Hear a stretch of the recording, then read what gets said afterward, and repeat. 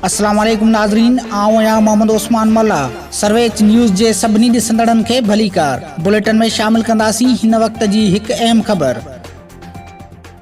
नाज़रीन, हैदराबाद खां नवाबशाह वेंदड़ मुसाफ़िर वैन मां मुसाफ़िरनि जे रूप में वेठल नामालूम 5 हथियारबंदनि पारां सकरंड थाणे जे हद में वैन ड्राइवर खे यरगमाल बणाए वैन में वेठल औरतुनि ऐं मर्दनि खे तशद्दुद जो निशानो बणाए लखे रुपया फुर करण समेत औरतुनि जे ॿाहुनि में पयल सोनियूं चूड़ियूं ऐं लॉकेट ऐं मोबाइल फ़ोन फुर करण बाद वैन सां गॾु ईंदड़ हिकु कार में चढ़ी फ़रार थी विया, जॾहिं त मुसाफ़िरनि जो सकरंड थाणे ते वैन बीहारे एहतिजाज जवाबदारनि खे गिरफ़्तार करण जो मुतालबो।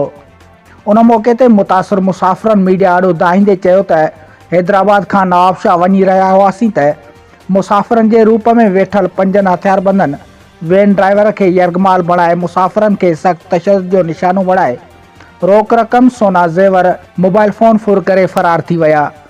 तो ये 5 आदमी डाकू बैठे हुए थे पीछे के हिस्से में, ठीक है ना।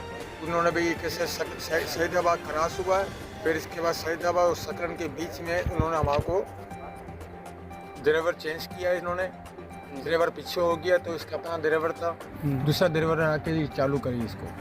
फिर जाके सबके लेके गए सारे पैसे वैसे ये हो। कुछ औरतों की चेन गई है, चूड़ियाँ गई है, मेरा पैसा गया है, मेरा मोबाइल गया है, ठीक है ना। और सबको बिल्कुल सुकून के साथ, प्यार के साथ सबको लेके गए।